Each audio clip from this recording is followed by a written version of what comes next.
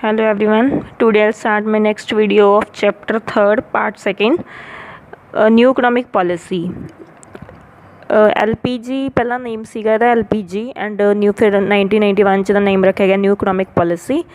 New economic policies 3 part ਹੈ, liberalization, privatisation and globalisation. ਜਿਹੜੇ ਤੁਹਾਡੀ ਆਪਣੀ ਇਕੋਨਮੀ ਨੂੰ ਇੱਕ ਨਿਊ ਇਕਨੋਮਿਕ ਪਾਲਿਸੀ 'ਚ ਲੈ ਕੇ ਆਏ ਉਹਨੂੰ ਡਿਵੈਲਪ ਕਰਨ 'ਚ ਹੈਲਪ ਕਰਦੇ ਆ। ਉਹਨੂੰ ਆਪਾਂ 1 by 1 ਡਿਸਕਸ ਕਰਾਂਗੇ। ਸਭ ਤੋਂ ਫਸਟ ਹੈ ਲਿਬਰਲਾਈਜੇਸ਼ਨ। ਲਿਬਰਲਾਈਜੇਸ਼ਨ ਮੀਨਸ ਜਦੋਂ ਤੁਸੀਂ ਲਿਬਰਲ ਹੋ ਜਾਂਦੇ ਹੋ, ਲਿਬਰਲ ਮਤਲਬ ਫਰੀਡਮ, ਜਦੋਂ ਵੀ ਤੁਹਾਨੂੰ ਕਿਸੇ ਰੂਲਸ ਰੈਗੂਲੇਸ਼ਨਸ ਤੋਂ ਜਾਂ ਲਾਇਸੈਂਸ ਵਗੈਰਾ ਤੋਂ ਫਰੀਡਮ ਮਿਲ ਜਾਂਦੀ ਹੈ ਉਹਨੂੰ ਲਿਬਰਲਾਈਜੇਸ਼ਨ ਕਹਿੰਦੇ ਆ। ਜਿਹੜੀ ਵੀ ਆਪਣੀ ਨਿਊ ਇਕਨੋਮਿਕ ਪਾਲਿਸੀ ਸੀ 1991 ਉਹਦੇ ਵਿੱਚ ਬਿਜ਼ਨਸ ਨੂੰ ਐਕਸਪੈਂਡ ਕਰਨ ਦੇ ਲਈ, ਬਿਜ਼ਨਸ ਨੂੰ ਅੱਗੇ ਵਧਾਉਣ ਦੇ ਲਈ ਬਹੁਤ ਸਾਰੇ ਰੂਲਸ ਰੈਗੂਲੇਸ਼ਨ ਤੋਂ ਲਿਬਰਲ ਕੀਤਾ ਗਿਆ ਸੀ ਤਾਂ ਕਿ ਜਿਹੜੇ ਛੋਟੇ ਲੈਵਲ ਦੇ ਬਿਜ਼ਨਸ ਸੀਗੇ ਜਾਂ ਜਿਹੜੀਆਂ ਸਿੱਖ ਯੂਨਿਟਸ ਸੀਗੀਆਂ ਜਾਂ ਜਿਹੜੇ ਲੋਕ ਮਤਲਬ ਕਿ ਲਾਇਸੈਂਸ ਤੋਂ ਡਰਦੇ ਬਿਜ਼ਨਸ ਸਟਾਰਟ ਨਹੀਂ ਕਰ ਸਕਦੇ ਸੀ ਤਾਂ ਉਹ ਆਪਦਾ ਬਿਜ਼ਨਸ ਸਟਾਰਟ ਕਰ ਸਕਣ। ਤਾਂ ਕਰਕੇ ਉਹਨੂੰ ਲਿਬਰਲਾਈਜੇਸ਼ਨ 'ਚ ਲੈ ਕੇ ਆਏ ਵੀ ਤਾਂ ਕਿ ਜਿਹੜੀ ਆਪਣੀ ਇੰਡੀਅਨ ਇਕੋਨਮੀ ਆ ਉਹ ਵੀ ਡਿਵੈਲਪ ਹੋ ਸਕੇ ਔਰ ਇੰਟਰਨੈਸ਼ਨਲ ਇਕੋਨਮੀ ਦੇ ਬਰਾਬਰ ਪਹੁੰਚ ਸਕੇ। ਤਾਂ ਇਹਦੇ ਕੁਛ ਫੀਚਰਸ ਹੈ। ਸਭ ਤੋਂ ਫਸਟ ਹੈ ਵੀ ਅਬੋਲਿਸ਼ ਦਾ ਲਾਇਸੈਂਸ ਨੂੰ ਖ਼ਤਮ ਕੀਤਾ ਗਿਆ। ਬਹੁਤ ਸਾਰੀਆਂ ਚੀਜ਼ਾਂ ਜਿਵੇਂ ਫੋਰਨ ਨਾਲ ਜਦੋਂ ਆਪਾਂ ਕੋਈ ਟਰੇਡ ਕਰਦੇ ਹਾਂ ਜਾਂ ਫੋਰਨ ਜਾ ਕੇ ਕੋਈ ਬਿਜ਼ਨਸ ਕਰਨਾ ਚਾਹੁੰਦੇ ਹਾਂ ਤਾਂ ਉਹਦੇ ਲਈ ਤੁਹਾਨੂੰ ਪਹਿਲਾਂ ਲਾਇਸੈਂਸ ਲੈਣਾ ਪੈਂਦਾ, ਅਪਰੂਵਲਸ ਲੈਣੀਆਂ ਪੈਂਦੀਆਂ, ਤਾਂ ਉਹ ਸਾਰੀਆਂ ਚੀਜ਼ਾਂ ਨੂੰ ਖ਼ਤਮ ਕੀਤਾ ਗਿਆ। ਬਹੁਤ ਹੱਦ ਤੱਕ ਉਹਨਾਂ ਨੂੰ ਰਿਮੂਵ ਕੀਤਾ ਗਿਆ। Second, FERA to MRTP। FERA ਸੀਗੀ ਫੋਰਨ ਐਕਸਚੇਂਜ ਰੈਗੂਲੇਸ਼ਨ ਐਕਟ ਸੀਗਾ, ਉਹਨੂੰ MRTP 'ਚ ਚੇਂਜ ਕੀਤਾ ਗਿਆ, ਮੋਨੋਪਲੀ ਰਿਸਟ੍ਰਿਕਟਿਵ ਟਰੇਡ ਪ੍ਰੈਕਟਿਸਿਸ। ਇਸ ਚੀਜ਼ ਨੂੰ ਤਾਂ ਕਨਵਰਟ ਕੀਤਾ ਗਿਆ ਸੀਗਾ, ਇਹ ਦੋ ਇੱਕ ਤਰ੍ਹਾਂ ਦੀਆਂ ਸੰਸਥਾਵਾਂ ਹੈ ਅਲੱਗ-ਅਲੱਗ, ਤਾਂ ਉਹਨੂੰ MRTP 'ਚ ਤਾਂ ਕੀਤਾ ਗਿਆ ਸੀ ਤਾਂ ਕਿ ਮੋਨੋਪਲੀ ਰਿਸਟ੍ਰਿਕਟਿਵ ਟਰੇਡ ਪ੍ਰੈਕਟਿਸਿਸ ਜਿਹਦੇ ਵਿੱਚ ਜਿਹੜਾ ਬਿਜ਼ਨਸ ਹੈ ਉਹ ਜ਼ਿਆਦਾ ਹੱਦ ਤੱਕ ਐਕਸਪੈਂਡ ਹੋ ਸਕੇ ਔਰ ਜ਼ਿਆਦਾ ਉਹਨੂੰ ਹੈਲਪ ਮਿਲ ਸਕੇ। Third one is incentive to promotion. ਹੁਣ ਜਿਵੇਂ ਕੋਈ ਬਿਜ਼ਨਸ ਹਾਊਸ ਹੈ, ਕੋਈ ਛੋਟੇ ਲੈਵਲ ਦਾ ਜਾਂ ਮਿਡਲ ਲੈਵਲ ਦਾ, ਤਾਂ ਉਹਨੂੰ ਆਪਦੇ ਪ੍ਰਮੋਟ ਕਰਨ ਦੇ ਲਈ ਉਹਨੂੰ ਇਨਸੈਂਟਿਵਸ ਪ੍ਰੋਵਾਈਡ ਕੀਤੇ ਜਾਂਦੇ ਆ, ਜਿਵੇਂ ਕਿ ਗਵਰਨਮੈਂਟ ਵੱਲੋਂ ਕੁਝ ਬੈਨੀਫਿਟਸ ਮਿਲ ਗਿਆ ਜਾਂ ਵੈਸੇ ਉਹਨਾਂ ਨੂੰ ਫਾਈਨੈਂਸ਼ੀਅਲ ਹੈਲਪ ਕੀਤੀ ਜਾਂਦੀ ਹੈ। Fourth one is backward area. ਹੁਣ ਜਿਹੜੇ ਬੈਕਵਰਡ ਏਰੀਆ ਜਿੱਥੇ ਬਹੁਤ ਸਾਰੀਆਂ ਮਤਲਬ ਸਹੂਲਤਾਂ ਜਾਂ ਫੈਸਿਲਿਟੀਜ਼ ਨਹੀਂ ਸੀਗੀਆਂ ਉੱਥੇ ਫੈਸਿਲਿਟੀਜ਼ ਪ੍ਰੋਵਾਈਡ ਕੀਤੀਆਂ ਗਈਆਂ, ਜਿਵੇਂ ਬੈਂਕਿੰਗ ਹੈਲਪ ਦਿੱਤੀ ਗਈ ਆ, ਉਹ ਲਿਬਰਲਾਈਜੇਸ਼ਨ ਦੇ ਥਰੂ ਹੋ ਸਕਿਆ ਤਾਂ ਕਿ ਜਿਹੜੇ ਬੈਕਵਰਡ ਸੈਕਟਰ ਉਹ ਵੀ ਅੱਗੇ ਆ ਸਕਣ। Fifth one is support to small scale. ਜਿਹੜੇ ਛੋਟੇ ਲੈਵਲ ਦੇ ਬਿਜ਼ਨਸ ਹੈ ਜਾਂ ਜਿਹੜੇ ਖੁਦ ਆਪਦਾ ਬਿਜ਼ਨਸ ਰਨ ਨਹੀਂ ਕਰ ਸਕਦੇ, ਜਿਨ੍ਹਾਂ ਨੂੰ ਹੈਲਪ ਦੀ ਲੋੜ ਹੈ, ਉਹਨਾਂ ਨੂੰ ਸਪੋਰਟ ਦਿੱਤੀ। ਸਪੋਰਟ ਜਿਵੇਂ ਫਾਈਨੈਂਸ਼ੀਅਲ ਹੈਲਪ ਪ੍ਰੋਵਾਈਡ ਕੀਤੀ ਗਈ ਜਾਂ ਉਹਨਾਂ ਨੂੰ ਮਤਲਬ ਬਿਜ਼ਨਸ ਖੋਲ੍ਹਣ ਲਈ ਲੋਨਸ ਵਗੈਰਾ ਪ੍ਰੋਵਾਈਡ ਕੀਤੇ ਗਏ। Six one is movement of goods. Obviously ਹੈ ਜੇ ਲਿਬਰਲਾਈਜੇਸ਼ਨ ਹੋਈ ਹੈ ਤਾਂ ਜਿਹੜੀਆਂ ਆਪਣੀਆਂ ਗੁਡਸ ਆ ਉਹਨਾਂ ਦੀ ਮੂਵਮੈਂਟ ਹੋਣੀ ਸਟਾਰਟ ਹੋ ਸਕੀ ਇੱਕ ਕੰਟਰੀ ਤੋਂ ਦੂਸਰੀ ਕੰਟਰੀ ਔਰ one state to another state. Seventh one is attracting the foreign investment. Liberalisation ਕਰਨ ਦਾ ਮੇਨ ਮੋਟਿਵ ਇਹੀ ਹੈ ਵੀ ਜਿਹੜੇ ਫੋਰਨਰ ਹੈਗੇ ਆ ਜਾਂ ਫੋਰਨ ਦੇ ਲੋਕ ਜਿਹੜੇ ਇਨਵੈਸਟ ਕਰਨਾ ਚਾਹੁੰਦੇ ਆ ਤਾਂ ਉਹ ਇੱਥੇ ਇਨਵੈਸਟਮੈਂਟ ਕਰ ਸਕਦੇ ਆ, ਤਾਂ ਮਤਲਬ ਕਿ ਫੋਰਨ ਦਾ ਪੈਸਾ ਆਪਣੀ ਕੰਟਰੀ 'ਚ ਲੱਗ ਸਕਦਾ ਹੈ। Eighth one is liberalise imports. Import ਮਤਲਬ ਆਪਾਂ ਕੋਈ ਵੀ ਚੀਜ਼ ਨੂੰ ਈਜ਼ੀਲੀ ਉੱਧਰੋਂ ਮੰਗਵਾ ਸਕਦੇ ਹਾਂ। ਇੰਪੋਰਟ ਕਰਨਾ ਲਿਬਰਲ ਹੋ ਗਿਆ ਕਿਉਂਕਿ ਪਹਿਲਾਂ ਜਦੋਂ ਆਪਾਂ ਕੋਈ ਟਰੇਡ ਕਰਦੇ ਹਾਂ ਜਾਂ ਕੋਈ ਚੀਜ਼ ਮੰਗਵਾਉਂਦੇ ਸੀ ਤਾਂ ਉਹਦੇ ਲਈ ਲਾਇਸੈਂਸਿੰਗ ਦੀ ਲੋੜ ਸੀ ਜਾਂ ਕੋਈ ਰੂਲਸ ਰੈਗੂਲੇਸ਼ਨ ਫੋਲੋ ਕਰਨੇ ਪੈਂਦੇ ਸੀ, ਤਾਂ ਹੁਣ ਉਹ ਚੀਜ਼ਾਂ ਘੱਟ ਹੋ ਗਈਆਂ। Ninth one is banking reforms. Banking reforms ਮਤਲਬ ਕਿ ਤੁਸੀਂ ਆਪਦੇ ਲੈਂਡਿੰਗ ਰੇਟਸ ਫਿਕਸ ਕਰ ਸਕਦੇ ਹੋ। ਲੈਂਡਿੰਗ ਜਿਵੇਂ ਆਪਾਂ ਲੋਨ ਵਗੈਰਾ ਪ੍ਰੋਵਾਈਡ ਕਰਦੇ ਹਾਂ ਤਾਂ ਉਹ ਕੋਈ ਲੈਂਡ ਕਰਨ ਦੇ ਰੇਟ ਹੁੰਦੇ ਆ, ਜਿਵੇਂ ਆਪਾਂ ਕਿਸੇ ਨੂੰ ਲੋਨ ਦਿੰਦੇ ਹਾਂ ਤਾਂ ਉਹਦਾ ਜੋ ਰੇਟਸ ਹੈ ਸਪੈਸੀਮਨਸ ਹੁੰਦੇ ਆ ਜਿਵੇਂ ਇੰਟਰਸਟ ਰੇਟ ਵਗੈਰਾ, ਉਹ ਚੀਜ਼ 'ਤੇ ਹੈਲਪ ਮਿਲੀ ਆ, ਉਸ ਚੀਜ਼ ਤੋਂ ਵੀ ਲਿਬਰਲ ਹੋ ਚੁੱਕੇ ਹਾਂ। ਨੈਕਸਟ ਇਹਦੀਆਂ ਕੁਛ ਮੈਰਿਟਸ ਔਰ ਡੀਮੈਰਿਟਸ। ਫਸਟ ਮੈਰਿਟ ਹੈ ਈਜ਼ੀ ਐਂਟਰਿੰਗ ਇਨ ਬਿਜ਼ਨਸ। ਓਬਵੀਅਸਲੀ ਹੈ ਜੇ ਲਿਬਰਲਾਈਜੇਸ਼ਨ ਹੋਈ ਹੈ ਮਤਲਬ ਤੁਹਾਨੂੰ ਫਰੀਡਮ ਮਿਲੀ ਆ ਤਾਂ ਤੁਸੀਂ ਜਿਹੜੇ ਵੱਡੇ ਲੈਵਲ ਦੇ ਬਿਜ਼ਨਸ ਆ ਉਹ 'ਚ ਈਜ਼ੀਲੀ ਐਂਟਰ ਕਰ ਸਕਦੇ ਹੋ। ਸੈਕਿੰਡ ਵਨ ਇਜ਼ ਇਨਕਰੀਜ਼ ਦਾ ਕੰਪੀਟੀਟਿਵਨੈਸ। ਇਹ ਕੰਪੀਟੀਸ਼ਨ ਨਹੀਂ ਹੈ, ਕੰਪੀਟੀਟਿਵਨੈਸ ਮੀਨਸ ਤੁਹਾਡੇ 'ਚ ਕੰਪੀਟੀਸ਼ਨ ਕਰਨ ਦੀ ਜਿਵੇਂ ਆਪਾਂ ਕਹਿੰਦੇ ਮੋਟੀਵੇਸ਼ਨ ਮਿਲ ਰਹੀ ਹੈ ਤੁਹਾਨੂੰ ਕੰਪੀਟੀਸ਼ਨ ਦੀ, ਕਿਉਂਕਿ ਦੇਖੋ ਜੇ ਲਿਬਰਲ ਹੋਇਆ ਤਾਂ ਓਬਵੀਅਸਲੀ ਹੈ ਬਹੁਤ ਸਾਰੇ ਲੋਕਾਂ ਨੂੰ ਇੰਪਲੋਇਮੈਂਟ ਓਪਰਚੁਨਿਟੀਜ਼ ਮਿਲੀਆਂ, ਬਹੁਤ ਸਾਰੇ ਲੋਕ ਆਪ ਦਾ ਬਿਜ਼ਨਸ ਕਰ ਸਕਦੇ ਆ, ਸੈਲਫ ਡਿਪੈਂਡੈਂਟ ਹੋ ਗਏ, ਅਤੇ ਸੈਲਫ ਡਿਪੈਂਡੈਂਟ ਹੋਣ ਕਰਕੇ ਉਹਨਾਂ ਨੂੰ ਵੀ ਇੱਕ ਉਹਨਾਂ 'ਚ ਕੰਪੀਟੀਟਿਵਨੈਸ ਆਈ ਹੈ ਵੀ ਹੁਣ ਉਹਨਾਂ ਨੂੰ ਪਤਾ ਵੀ ਇੰਪੋਰਟ ਐਕਸਪੋਰਟ ਹੋ ਸਕਦਾ ਹੈ, ਤਾਂ ਉਹ ਚੀਜ਼ਾਂ ਨੂੰ ਐਕਸਪੋਰਟ ਕਰਨ ਦੇ ਲਈ ਆਪਦੀਆਂ ਇੱਕ ਐਕਸਪੋਰਟ ਯੂਨਿਟਸ ਖੋਲ੍ਹਣਗੇ, ਮਤਲਬ ਕਿ ਜ਼ਿਆਦਾ ਤੋਂ ਜ਼ਿਆਦਾ ਚੀਜ਼ਾਂ ਬਣਾਉਣਗੇ ਫਿਰ ਉਹਨਾਂ ਨੂੰ ਐਕਸਪੋਰਟ ਕਰਨਗੇ, ਤਾਂ ਉਹਦੇ ਨਾਲ ਕੀ ਉਹਨਾਂ 'ਚ ਇੱਕ ਕੰਪੀਟੀਟਿਵਨੈਸ ਆਈ ਹੈ ਵੀ ਕੰਪੀਟੀਸ਼ਨ ਨੂੰ ਕ੍ਰੀਏਟ ਕਰਨਾ ਚਾਹੁੰਦੇ ਆ। Third one is improve technology. ਜਿਵੇਂ ਲਿਬਰਲਾਈਜੇਸ਼ਨ ਹੋਈ ਹੈ ਤਾਂ ਇਹਨਾਂ ਜਿਹੜੀ ਆਪਣੀ ਟੈਕਨੋਲੋਜੀ ਉਹ ਇੰਪਰੂਵ ਹੋਈ ਹੈ, ਕਿਉਂਕਿ ਜੇ ਆਪਾਂ ਆਪਣੇ ਕੋਲ ਜੋ ਮਸ਼ੀਨਸ ਦੀ ਕਮੀ ਸੀ ਤਾਂ ਲਿਬਰਲ ਹੋਣ ਦੇ ਕਰਕੇ ਤਾਂ ਆਪਾਂ ਜਦੋਂ ਫੋਰਨ ਨਾਲ ਡੀਲਿੰਗ ਹੋਣੀ ਸ਼ੁਰੂ ਹੋਈ ਜਾਂ ਆਪਾਂ ਵੈਸੇ ਫਰੀ ਹੋ ਗਏ ਤਾਂ ਇੰਟਰਸਟੇਟ ਟ੍ਰਾਂਜੈਕਸ਼ਨ ਦੇ ਹਿਸਾਬ ਨਾਲ ਵੀ ਜਿਹੜੀ ਆਪਣੀ ਟੈਕਨੋਲੋਜੀ ਉਹ ਇੰਪਰੂਵ ਹੋ ਗਈ। ਮੋਰ ਡਿਮਾਂਡਿੰਗ ਕਸਟਮਰ। ਲਿਬਰਲ ਹੋਣ ਦੇ ਥਰੂ ਜਿਵੇਂ ਨਵੇਂ ਜ਼ਿਆਦਾ ਬਿਜ਼ਨਸ ਖੋਲ੍ਹਣ ਦੇ ਕਰਕੇ ਜਿਹੜੀਆਂ ਤੁਹਾਡੇ ਕਸਟਮਰ ਤੁਹਾਨੂੰ ਜ਼ਿਆਦਾ ਮਿਲਣੇ ਸ਼ੁਰੂ ਹੋ ਗਏ, ਡਿਮਾਂਡਿੰਗ ਕਸਟਮਰ ਆ ਗਏ।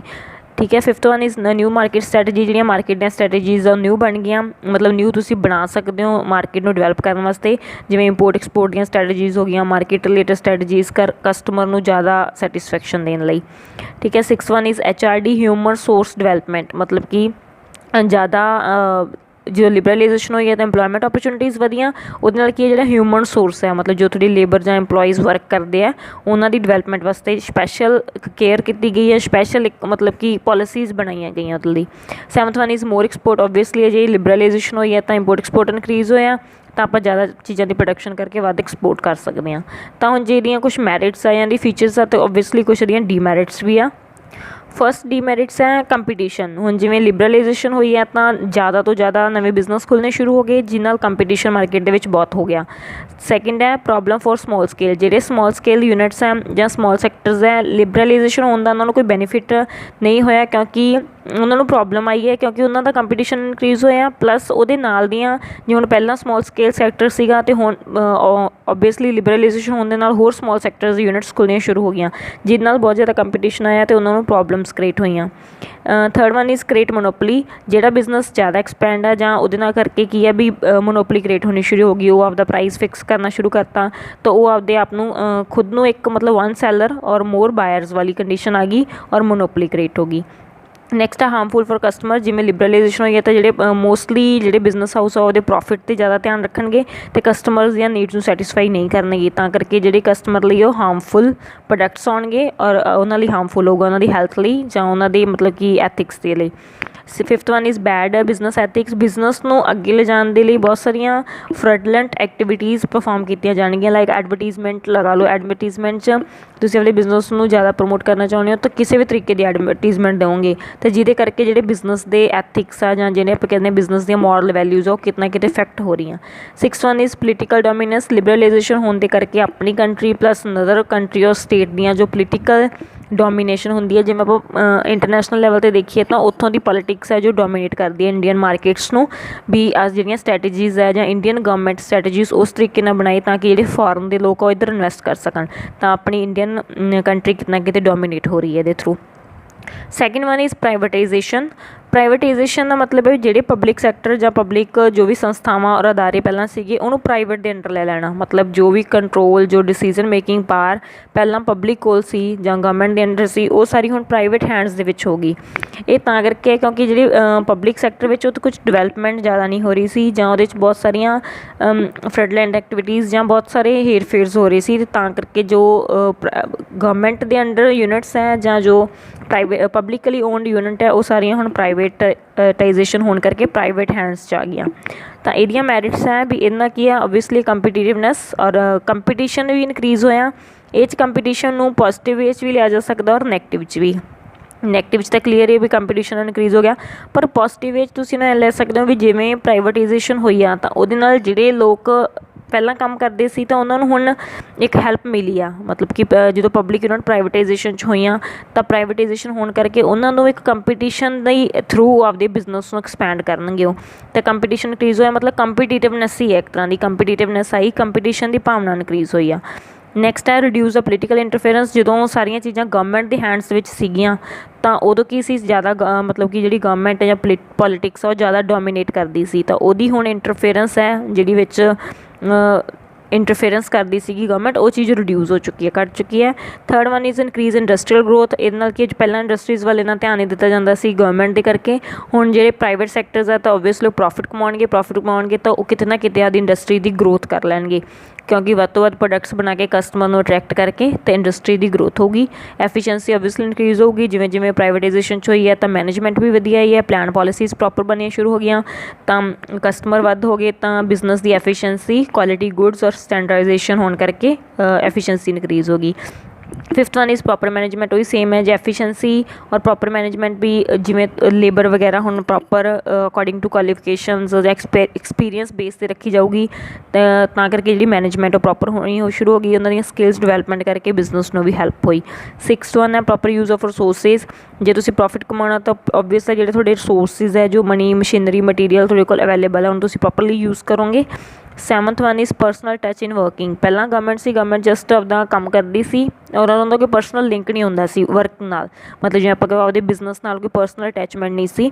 ਅਤੇ ਹੁਣ ਪ੍ਰਾਈਵੇਟਾਈਜੇਸ਼ਨ 'ਚ ਪਰਸਨਲੀ ਲਿੰਕ ਹੋਣਗੇ ਕਿਉਂਕਿ ਉਹ ਖੁਦ ਮਾਲਕ ਹੋਣਗੇ, ਤਾਂ ਉਹਨਾਂ ਦਾ ਖੁਦ ਸਾਰੀ decision making, control, profit loss 'ਤੇ ਖੁਦ ਦਾ ਹੱਕ ਹੋਊਗਾ, ਤਾਂ ਉਹਨਾਂ ਦਾ ਆਪਦੇ ਕੰਮ ਦੇ ਪ੍ਰਤੀ ਪਰਸਨਲ ਟੱਚ ਆ ਜਾਊਗਾ।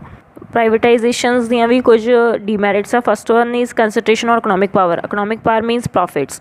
ਹੁਣ ਜੇ ਬਿਜ਼ਨਸ ਪ੍ਰਾਈਵੇਟ ਹੈਂਡਸ ਦੇ ਵਿੱਚ ਆ ਤਾਂ ਉਹਨਾਂ ਦਾ ਮੇਨ ਮੋਟਿਵ ਕੀ ਹੋਊਗਾ? ਸਿਰਫ ਪ੍ਰੋਫਿਟ ਕਮਾਉਣਾ, ਮਤਲਬ ਕਿ ਉਹ ਕਿਸੇ ਦੇ ਬੈਨੀਫਿਟ ਔਰ ਕਿਸੇ ਦੀ ਸੈਟਿਸਫੈਕਸ਼ਨ ਲਈ ਨਹੀਂ ਸੋਚਣਗੇ, ਸਿਰਫ ਆਪਦੇ ਪ੍ਰੋਫਿਟਸ ਲਈ ਸੋਚਣਗੇ। Second one is reduce government income. ਪਹਿਲਾਂ ਜੇ ਗਵਰਨਮੈਂਟ ਦੇ ਹੈਂਡਸ ਵਿੱਚ ਸੀਗਾ ਬਿਜ਼ਨਸ ਤਾਂ ਕਿਤੇ ਨਾ ਕਿਤੇ ਗਵਰਨਮੈਂਟ ਦਾ ਇਨਕਮ ਦਾ ਸੋਰਸ ਸੀਗਾ, ਕਿਉਂਕਿ ਗਵਰਨਮੈਂਟ ਨੂੰ ਇਨਕਮ ਹੁੰਦੀ ਸੀ ਉਹ ਬਿਜ਼ਨਸ ਤੋਂ, ਅਤੇ ਹੁਣ ਉਹ ਗਵਰਨਮੈਂਟ ਦੀ ਇਨਕਮ ਦਾ ਜਿਹੜਾ ਕੰਡੀਸ਼ਨ ਉਹ ਘੱਟ ਜੂਗੀ, ਮਤਲਬ ਰਿਡਿਊਸ ਹੋ ਜੂਗੀ ਗਵਰਨਮੈਂਟ ਦੀ income. Third one is monopoly. Monopoly ਜਿਵੇਂ ਪ੍ਰਾਈਵੇਟਾਈਜੇਸ਼ਨ 'ਚ ਹੈਂਡਸ 'ਚ ਆਉਣਗੇ ਬਿਜ਼ਨਸ ਤਾਂ ਉਹ ਆਪਦੇ ਆਪ ਨੂੰ ਇੱਕ ਮਤਲਬ ਕਿ ਉਹਨਾਂ 'ਤੇ ਮੋਨੋਪਲੀ ਆ ਜਾਊਗੀ। ਮੋਨੋਪਲੀ ਆਊਗੀ ਮਤਲਬ ਦੂਜਿਆਂ ਨੂੰ ਡੋਮੀਨੇਟ ਕਰਨਾ ਸਟਾਰਟ ਕਰ ਦੇਣਗੇ। Fourth one is employment opportunities reduce. ਹੁਣ ਜੇ ਪ੍ਰਾਈਵੇਟਾਈਜੇਸ਼ਨ ਹੈ, ਪਹਿਲਾਂ ਗਵਰਨਮੈਂਟ ਸੀ ਤਾਂ ਗਵਰਨਮੈਂਟ 'ਚ ਹਰ ਇੱਕ ਲਈ ਇਕੁਅਲ ਓਪਰਚੁਨਿਟੀਜ਼ ਮਿਲਦੀਆਂ ਸੀ ਹਰ ਇੱਕ ਪਰਸਨ ਨੂੰ ਔਰ ਇੰਪਲੋਈਜ਼ ਨੂੰ, ਪਰ ਪ੍ਰਾਈਵੇਟਾਈਜੇਸ਼ਨ ਹੋਣ ਕਰਕੇ ਜਿਹੜੀਆਂ ਇੰਪਲੋਇਮੈਂਟ ਓਪਰਚੁਨਿਟੀਜ਼ ਉਹ ਕਿਤੇ ਕਿਤੇ ਘੱਟ ਜਾਣਗੀਆਂ, ਇੰਪਲੋਇਮੈਂਟ ਓਪਰਚੁਨਿਟੀਜ਼ ਪ੍ਰੋਪਰ ਨਹੀਂ ਮਿਲਣਗੀਆਂ। Fifth one is avoid government priorities. ਪਹਿਲਾਂ ਜੇ ਗਵਰਨਮੈਂਟ ਸੈਕਟਰ ਜ਼ਿਆਦਾ ਸੀ ਤਾਂ ਗਵਰਨਮੈਂਟ ਨੂੰ ਪ੍ਰਾਇਰਟੀ ਮਿਲਦੀ ਹੁੰਦੀ ਸੀ ਅਬਵ ਪ੍ਰਾਈਵੇਟ ਸੈਕਟਰ, ਪਰ ਉਹਨਾਂ ਦੀ ਗਵਰਨਮੈਂਟ ਦੀ ਜਿਹੜੀ ਪ੍ਰਾਇਰਟੀ ਹੈ, ਮਤਲਬ ਉਹਨਾਂ ਦੀ ਜਿਹੜੀ ਪਹਿਲ ਹੈ ਉਹ ਘੱਟ ਜੂਗੀ, ਗਵਰਨਮੈਂਟ ਦੀ ਪਹਿਲ ਨਹੀਂ ਰਹੂਗੀ। Last one is globalisation. Globalisation means ਜਦੋਂ ਆਪਣੀ ਇੰਡੀਅਨ ਇਕੋਨਮੀ ਨੂੰ ਆਪਾਂ ਫੋਰਨ ਦੇ ਨਾਲ ਕੋਲੈਬੋਰੇਟ ਕਰ ਦਿੰਦੇ ਹਾਂ, ਮਤਲਬ ਕਿ ਇੰਟੀਗ੍ਰੇਟ ਕਰ ਦੇਣਾ ਆਪਣੀ ਇਕੋਨਮੀ ਨੂੰ ਗਲੋਬਲ ਲੈਵਲ 'ਤੇ। ਗਲੋਬਲਾਈਜੇਸ਼ਨ ਕਰਨ ਦਾ ਮੇਨ ਮੋਟਿਵ ਇਹ ਹੈ ਵੀ ਇੰਡੀਅਨ ਇਕੋਨਮੀ ਨੂੰ ਡਿਵੈਲਪ ਕਰਨਾ। ਜਦੋਂ ਆਪਾਂ ਆਪਦੇ ਬਿਜ਼ਨਸ ਹਾਊਸ ਨੂੰ ਜਿਵੇਂ ਅੱਜ ਕੱਲ੍ਹ ਮਤਲਬ ਕਿ ਇੰਡੀਅਨ ਮਾਰਕੀਟ, ਫੋਰਨ ਮਾਰਕੀਟ ਦੀਆਂ ਕੋਰਪੋਰੇਸ਼ਨਸ ਆ, ਉਹਨਾਂ ਦੀ ਇੱਕ ਯੂਨਿਟ ਇੱਧਰ ਹੈ ਜਾਂ ਆਪਣੀਆਂ ਕੁਛ ਇੰਡੀਅਨ ਮਾਰਕੀਟ ਦੀਆਂ ਯੂਨਿਟਸ ਉੱਧਰਲੀ ਸਾਈਡ ਹੈ ਫੋਰਨ ਕੰਟਰੀਜ਼ ਦੇ ਵਿੱਚ, ਤਾਂ ਉਹਨੂੰ ਕਹਿੰਦੇ ਗਲੋਬਲਾਈਜੇਸ਼ਨ। ਜਦੋਂ ਆਪਣਾ ਵਰਡ ਗਲੋਬਲ ਲੈਵਲ 'ਤੇ ਡਿਵੈਲਪ ਹੋ ਚੁੱਕਿਆ, ਮਤਲਬ ਕਿ ਆਪਾਂ ਗਲੋਬਲਾਈ ਡਿਵੈਲਪਮੈਂਟ ਹੋ ਚੁੱਕੀ ਹੈ ਔਰ ਆਪਣੀ ਕੰਟਰੀ ਗਲੋਬਲ ਮਤਲਬ ਇੰਟਰਨੈਸ਼ਨਲ ਲੈਵਲ 'ਤੇ ਲਿੰਕ ਹੋ ਚੁੱਕੀ ਹੈ। ਇਹਦੇ ਕੁਛ ਮੈਰਿਟਸ ਹੈ। First one is increase foreign trade. Obviously foreign ਤੋਂ ਲੈਣ ਦੇਣ ਔਰ ਟ੍ਰੇਡ ਹੈ, ਵਪਾਰਿਕ ਕੰਮ ਉਹ ਇਨਕਰੀਜ਼ ਹੋ ਜੂਗਾ। Second one is increase collaboration. Foreign collaborations ਹੈ, ਜਿਵੇਂ ਉਹਨਾਂ ਨਾਲ ਮਿਲ ਕੇ ਕੰਮ ਕਰਨਾ ਔਰ ਉਹਨਾਂ ਤੋਂ ਕੁਛ ਨਿਊ ਟੈਕਨੀਕਸ, ਟੈਕਨੋਲੋਜੀਜ਼ ਬਾਰੇ ਔਰ ਨਿਊ ਸਟ੍ਰੈਟਜੀਜ਼ ਬਾਰੇ ਸਿੱਖਣਾ, ਉਹ ਡਿਵੈਲਪਮੈਂਟ ਹੋਊਗੀ। FDI ਇਨਕਰੀਜ਼ ਹੋ ਜੂਗੀ, ਫੋਰਨ ਡਾਇਰੈਕਟ ਇਨਵੈਸਟਮੈਂਟ। ਮਤਲਬ ਕਿ ਹੁਣ ਜੇ ਓਬਵੀਅਸਲੀ ਗਲੋਬਲਾਈਜੇਸ਼ਨ ਹੋਈ ਹੈ ਤਾਂ ਫੋਰਨ ਦੇ ਲੋਕ ਹੈ ਜੋ ਬਿਜ਼ਨਸ ਹਾਊਸ ਹੈ ਵਧੀਆ, ਮਤਲਬ ਡਿਵੈਲਪ ਯੂਨਿਟਸ ਹੈ, ਉਹ ਡਾਇਰੈਕਟ ਇਨਵੈਸਟਮੈਂਟ ਕਰ ਦੇਣਗੇ ਆਪਣੀ ਕੰਟਰੀ ਵਿੱਚ, ਮਤਲਬ ਉੱਧਰ ਦੇ ਲੋਕ ਆਪਣੀਆਂ ਜੋ ਬਿਜ਼ਨਸ ਹਾਊਸ ਹੈ ਜਾਂ ਬਿਜ਼ਨਸ ਯੂਨਿਟ ਹੈ ਉਹਦੇ ਵਿੱਚ ਪੈਸਾ ਲਾਉਣਗੇ। Fourth one is expand market. ਜੇ ਉੱਧਰ ਦੇ ਲੋਕ ਇੱਧਰ ਪੈਸਾ ਲਾ ਰਹੇ ਆ ਤਾਂ ਮਾਰਕੀਟ ਆਪਣੀ ਵੱਡੀ ਹੋ ਜੂਗੀ, ਮਾਰਕੀਟ ਦੇ ਸਾਈਜ਼ ਔਰ ਐਕਸਪੈਂਡ ਹੋ ਜੂਗੀ ਮਾਰਕੀਟ, ਮਤਲਬ ਕਿ ਵੱਧ ਤੋਂ ਵੱਧ ਡਿਵੈਲਪਮੈਂਟਸ ਹੋਣਗੀਆਂ, ਨਵੀਂ ਟੈਕਨੋਲੋਜੀ ਆਊਗੀ, ਨਵੇਂ ਲੋਕਾਂ ਨਾਲ ਲੈਣ ਦੇਣ ਕਰੋਗੇ, ਨਵੇਂ ਲੋਕਾਂ ਨਾਲ ਟ੍ਰੇਡ ਹੋਊਗਾ ਤਾਂ ਮਾਰਕੀਟ ਵੱਡੇ ਲੈਵਲ 'ਤੇ ਜਾਊਗੀ। Fifth one is growth service sector. ਜੇ ਜਿਹੜਾ ਆਪਣਾ ਸਰਵਿਸ ਸੈਕਟਰ ਹੈ, ਜਿਵੇਂ ਬੈਂਕਿੰਗ ਹੈ, ਇੰਸ਼ੋਰੈਂਸ ਹੈ, ਵੇਅਰ ਹਾਊਸਿਸ ਵਗੈਰਾ, ਇਹ ਸਾਰੇ ਸੈਕਟਰ ਦੀ ਡਿਵੈਲਪਮੈਂਟ ਹੋਊਗੀ, ਕਿਉਂਕਿ ਜੋ ਆਪਾਂ ਟ੍ਰੇਡ ਕਰਦੇ ਹਾਂ ਤਾਂ ਇਹ ਸਾਰੀਆਂ ਤਾਂ ਇੱਕ ਅਸੈਂਸ਼ੀਅਲ ਥਿੰਗਸ ਹੁੰਦੀਆਂ ਜਿਹੜੀਆਂ ਆਪਾਂ ਨੂੰ ਚਾਹੀਦੀਆਂ ਹੁੰਦੀਆਂ ਟ੍ਰੇਡ ਕਰਨ ਦੇ ਲਈ, ਜਿਵੇਂ ਵੇਅਰ ਹਾਊਸ ਚਾਹੀਦੇ ਆ, ਬੈਂਕਿੰਗ ਚਾਹੀਦੀ ਆ, ਤਾਂ ਇਹ ਸਾਰੇ ਸੈਕਟਰਸ ਦੀ ਡਿਵੈਲਪਮੈਂਟ ਹੋਊਗੀ। ਜਿਹੜੇ ਬੈਕਵਰਡ ਏਰੀਆਜ਼ ਉਹਨਾਂ ਜਗ੍ਹਾ 'ਤੇ ਵੀ ਸਰਵਿਸ ਸੈਕਟਰ ਪ੍ਰੋਵਾਈਡ ਕੀਤਾ ਜਾਊਗਾ। Six one is government generation of employment. ਜੇ ਫੋਰਨ ਦੀਆਂ ਯੂਨਿਟਸ ਇੱਧਰ ਆ ਕੇ ਕੋਈ ਬਿਜ਼ਨਸ ਸਟਾਰਟ ਕਰਦੇ ਆ ਤਾਂ ਇੱਕ ਜਿਹੜੇ ਇੱਧਰ ਦੇ ਲੋਕ ਆ ਉਹਨਾਂ ਲਈ ਇੰਪਲੋਇਮੈਂਟ ਓਪਰਚੁਨਿਟੀਜ਼ ਕ੍ਰੀਏਟ ਹੋ ਰਹੀਆਂ, ਮਤਲਬ ਕਿ ਨਵੀਆਂ ਇੰਪਲੋਇਮੈਂਟਸ ਮਿਲਣਗੀਆਂ, ਨਵੇਂ ਮੌਕੇ ਮਿਲਣਗੇ ਕੰਮ ਕਰਨ ਦੇ। Seventh wise improve standard of living. ਜੇ ਆਪਾਂ ਕਿਸੇ ਡਿਵੈਲਪਡ ਕੰਟਰੀ ਨਾਲ, ਜਿਵੇਂ ਹੁਣ ਇੰਡੀਅਨ ਡਿਵੈਲਪਿੰਗ ਹੈ, ਹਜੇ ਡਿਵੈਲਪ ਹੋ ਰਹੀ ਹੈ, ਪਰ ਜਿਹੜੀਆਂ ਫੋਰਨ ਕੰਟਰੀਜ਼ ਉਹ ਡਿਵੈਲਪਡ ਹੈ, ਅਤੇ ਜੇ ਤੁਸੀਂ ਉਹਨਾਂ ਨਾਲ ਲਿੰਕ ਬਣਾ ਕੇ ਚੱਲੋਗੇ ਤਾਂ ਕਿਤੇ ਨਾ ਕਿਤੇ ਤੁਸੀਂ ਵੀ ਡਿਵੈਲਪ ਕੰਟਰੀ 'ਚ ਆਓਗੇ, ਤੁਹਾਡਾ ਸਟੈਂਡਰਡ ਆਫ ਲਿਵਿੰਗ ਮਤਲਬ ਇੱਕ ਰਹਿਣ ਸਹਿਣ ਔਰ ਤਰੀਕੇ ਬਿਜ਼ਨਸ ਕਰਨ ਦੇ ਉਹ ਇਨਕਰੀਜ਼ ਹੋ ਜਾਣਗੇ। ਡੀਮੈਰਿਟਸ ਆ ਕੁਛ ਇਹਦੀਆਂ। ਕੰਪੀਟੀਸ਼ਨ ਡੋਮੈਸਟਿਕਲੀ, ਜਿਹੜੀਆਂ ਆਪਣੀਆਂ ਇੰਡੀਅਨ ਯੂਨਿਟਸ ਹੈ ਉਹਨਾਂ 'ਚ ਹੀ ਕੰਪੀਟੀਸ਼ਨ ਹੋਣਾ ਸ਼ੁਰੂ ਹੋ ਜਾਊਗਾ। ਜਦੋਂ ਤੁਸੀਂ ਫੋਰਨ ਨਾਲ ਕੈਲੀਬ੍ਰੇਸ਼ਨ ਕਰੋਗੇ ਤਾਂ ਹਰ ਇੱਕ ਨੂੰ ਹੋਊਗਾ ਵੀ ਸਾਡਾ ਵੀ ਫੋਰਨ ਨਾਲ ਮਤਲਬ ਟ੍ਰੇਡ ਹੋਣਾ ਚਾਹੀਦਾ, ਸਾਡੀ ਵੀ ਉੱਧਰ ਵਪਾਰਿਕ ਲੈਣ ਦੇਣ ਜਾਂ ਕੰਸਨਟ੍ਰੇਸ਼ਨ ਹੋਣੀ ਚਾਹੀਦੀ ਹੈ, ਤਾਂ ਉਹਦਾ ਜਿਹੜਾ ਕੰਪੀਟੀਸ਼ਨ ਆ ਆਪਣੀ ਇੰਡੀਅਨ ਮਾਰਕੀਟ ਦੇ ਜੋ ਕੰਪੀਟੀਸ਼ਨ ਆ ਉਹ ਇਨਕਰੀਜ਼ ਹੋਊਗਾ। Second one is unemployment. ਜੋ ਪਹਿਲਾਂ ਲੋਕ ਇੱਧਰ ਇੰਡੀਅਨ ਕੰਪਨੀਜ਼ ਦੇ ਨਾਲ ਸੀਗੇ, ਜਿਨ੍ਹਾਂ ਦਾ ਬਿਜ਼ਨਸ ਸੀਗਾ ਜਾਂ ਜੋ ਮਤਲਬ ਕੰਮ ਕਰਦੇ ਸੀ, ਉਹਨਾਂ ਨੂੰ ਅਨਇੰਪਲੋਇਮੈਂਟ ਮਿਲੂਗੀ। Third one is domination. Obviously ਜੇ ਤੁਸੀਂ ਕਿਸੇ ਡਿਵੈਲਪ ਕੰਟਰੀ ਦੇ ਨਾਲ ਕੰਮ ਕਰੋਗੇ ਤਾਂ ਉਹ ਤੁਹਾਨੂੰ ਡੋਮੀਨੇਟ ਕਰਨਗੇ। ਡੋਮੀਨੇਟ ਕਿਸੇ ਵੀ ਤਰੀਕੇ ਨਾਲ ਲਾਈਕ ਫਾਈਨੈਂਸ਼ੀਅਲ ਟਰਮ 'ਚ ਡੋਮੀਨੇਟ ਕਰ ਸਕਦੇ ਆ, ਸਕਿੱਲਸ ਦੀ ਟਰਮ 'ਚ ਡੋਮੀਨੇਟ ਕਰ ਸਕਦੇ ਆ, ਟੈਕਨੋਲੋਜੀ ਪ੍ਰਤੀ ਡੋਮੀਨੇਟ ਕਰ ਸਕਦੇ ਆ, ਮਤਲਬ ਤੁਹਾਨੂੰ ਕਿਤੇ ਨਾ ਕਿਤੇ ਨੀਚਾ ਦਿਖਾਉਣ ਦੀ ਕੋਸ਼ਿਸ਼ ਕੀਤੀ ਜਾਊਗੀ। Fourth one is exploitation of worker. ਜੇ ਆਪਣੇ ਇੱਧਰ ਦੇ ਵਰਕਰ ਹੈ ਇੰਡੀਅਨ ਵਰਕਰਸ, ਫੋਰਨ ਕੰਟਰੀਜ਼ ਜਾ ਕੇ ਕੋਈ ਕੰਮ ਕਰਦੇ ਆ ਤਾਂ ਉਹਨਾਂ ਨੂੰ ਉੱਥੇ ਐਕਸਪਲੋਇਟੇਸ਼ਨ ਦਾ ਸਾਹਮਣਾ ਕਰਨਾ ਪੈਂਦਾ, ਮਤਲਬ ਉਹਨਾਂ ਦੀ ਬੇਇੱਜ਼ਤੀ ਕੀਤੀ ਜਾਂਦੀ ਹੈ, ਉਹਨਾਂ ਨੂੰ ਦੱਸਿਆ ਜਾਂਦਾ ਤੁਹਾਨੂੰ ਕੰਮ ਨਹੀਂ ਕਰਨਾ ਆਉਂਦਾ, ਜਾਂ ਕਿਸੇ ਵੀ ਤਰੀਕੇ ਨਾਲ ਉਹਨਾਂ ਨੂੰ ਐਕਸਪਲੋਇਟੇਸ਼ਨ ਹੁੰਦੀ ਆ। Fifth one is adverse culture, ਆਪਣਾ ਅਤੇ ਉੱਧਰ ਦੇ ਕਲਚਰ ਦਾ, ਫੋਰਨ ਕੰਟਰੀ ਦੇ ਕਲਚਰ ਔਰ ਉਹਨਾਂ ਦੀਆਂ ਵੈਲਿਊਜ਼, ਉਹਨਾਂ ਦੇ ਬਲੀਵਸ ਹੈ, ਜੋ ਉਹਨਾਂ ਦੇ ਟਰਸਟ ਹੈ, ਉਹਨਾਂ ਦੀਆਂ ਮੋਰਲ ਵੈਲਿਊਜ਼ ਦਾ ਬਹੁਤ ਡਿਫਰੈਂਸ ਹੈ। ਅਤੇ ਕਰੰਸੀ ਡਿਫਰੈਂਸਿਸ ਹੈ, ਲੈਂਗੁਏਜ ਡਿਫਰੈਂਸਿਸ ਹੈ, ਬਹੁਤ ਸਾਰੇ ਡਿਫਰੈਂਸਿਸ ਹੈ। ਜਦੋਂ ਆਪਾਂ ਉਹਨਾਂ ਨਾਲ ਬਿਜ਼ਨਸ ਕਰਾਂਗੇ ਤਾਂ ਉਹ ਸਾਰੀਆਂ ਚੀਜ਼ਾਂ ਆਪਣੇ 'ਤੇ ਐਡਵਰਸ ਇਫੈਕਟ ਪਾਉਣਗੀਆਂ, ਮਤਲਬ ਡੀਮੈਰਿਟ ਬਣੂਗੀ। ਨੈਕਸਟ ਹੈ loop side development. Loop side development means ਜਿਹੜੀਆਂ ਫੋਰਨ ਦੀਆਂ ਜੋ ਡਿਵੈਲਪਮੈਂਟ ਕਰਦੇ ਆ ਗਲੋਬਲਾਈਜੇਸ਼ਨ 'ਚ, ਜਦੋਂ ਫੋਰਨ ਕੰਟਰੀਆਂ ਡੀਲ ਕਰੋਗੇ ਤਾਂ ਉਹ ਸਿਰਫ ਉਸ ਜਗ੍ਹਾ 'ਤੇ ਜ਼ਿਆਦਾ ਉਸ ਪ੍ਰੋਡਕਟ ਨੂੰ ਜ਼ਿਆਦਾ ਪ੍ਰਿਵਿਲੇਜ ਦੇਣਗੇ ਜਿੱਥੇ ਉਹਨਾਂ ਦੀ ਮਾਰਕੀਟ ਡਿਵੈਲਪ ਹੋਊਗੀ, ਮਤਲਬ ਕਿ ਜਿੱਥੇ ਉਹਨਾਂ ਨੂੰ ਲੱਗਦਾ ਵੀ ਸਾਡੇ ਕਸਟਮਰ ਇਨਕਰੀਜ਼ ਹੋ ਰਿਹਾ ਜਾਂ ਕਸਟਮਰਸ ਨੂੰ ਸਾਡੇ ਪ੍ਰੋਫਿਟਸ ਇਨਕਰੀਜ਼ ਹੋ ਰਿਹਾ, ਮਤਲਬ ਕਿ ਉਹ ਜ਼ਿਆਦਾ ਕਸਟਮਰ ਦੀਆਂ ਡਿਮਾਂਡ ਵੱਲ ਧਿਆਨ ਦੇਣਗੇ ਔਰ ਸਰਵਿਸ ਸੈਕਟਰ ਨੂੰ ਕਿਤੇ ਨਾ ਕਿਤੇ ਇਗਨੋਰ ਕਰ ਦੇਣਗੇ। ਮਤਲਬ ਲੂਪ ਸਾਈਡ ਡਿਵੈਲਪਮੈਂਟ ਮਤਲਬ ਕਿ ਆਪਣੀ ਸਿਰਫ ਇੱਕ ਸਾਈਡ ਦੀ ਡਿਵੈਲਪਮੈਂਟ ਹੋਊਗੀ, ਸਿਰਫ ਕਸਟਮਰ ਸੈਟਿਸਫਾਈ ਹੋਣਗੇ, ਸਰਵਿਸ ਸੈਕਟਰ ਨੂੰ ਕਿਤੇ ਨਾ ਕਿਤੇ ਇਗਨੋਰ ਕੀਤਾ ਜਾਊਗਾ। Seventh one is tax evasion. Tax evasion ਜਦੋਂ ਆਪਾਂ ਟੈਕਸ ਤੋਂ ਭੱਜਦੇ ਹਾਂ, ਮਤਲਬ ਟੈਕਸ ਪੇ ਨਹੀਂ ਕਰਦੇ, ਤਾਂ ਜਿਵੇਂ ਆਪਾਂ ਇੱਦਾਂ ਜਦੋਂ ਆਪਾਂ ਫੋਰਨ ਨਾਲ ਡੀਲ ਕਰਾਂਗੇ ਤਾਂ ਬਹੁਤ ਸਾਰੇ ਟੈਕਸ ਆ, ਜਿਵੇਂ ਹੁੰਦਾ GST ਆ, ਤਾਂ ਉਹ ਸਾਰੇ ਟੈਕਸ ਤੋਂ ਮਤਲਬ ਕਿ ਲੋਕ ਅਵੇਟ ਕਰਨਗੇ, ਜਿਹੜੇ ਬਿਜ਼ਨਸ ਹਾਊਸ ਆ ਟੈਕਸ ਪੇ ਨਹੀਂ ਕਰਨਗੇ, ਟੈਕਸ ਨਹੀਂ ਪੇ ਟੈਕਸ ਚੋਰੀ, ਜਿਵੇਂ ਟੈਕਸ ਚੋਰੀ ਹੋਊਗੀ ਤਾਂ ਆਪਣੀ ਗਵਰਨਮੈਂਟ ਦਾ ਨੁਕਸਾਨ ਹੋਊਗਾ ਇਸ 'ਚ। Eighth one is interference of politics. Obviously ਇੱਧਰਲੀ ਪੋਲੀਟਿਕਸ ਔਰ ਉੱਧਰਲੀ ਪੋਲੀਟਿਕਸ ਇੰਟਰਫੇਅਰ ਕਰੂਗੀ ਬਿਜ਼ਨਸ ਦੇ ਵਿੱਚ, ਜਿਹਦੇ ਨਾਲ ਬਿਜ਼ਨਸ ਦੀ ਡਿਵੈਲਪਮੈਂਟ 'ਚ ਕਿਤੇ ਨਾ ਕਿਤੇ ਇਫੈਕਟ ਆਊਗਾ। ਤਾਂ ਇਹ ਸਾਰੀਆਂ ਡੀਮੈਰਿਟਸ ਆ।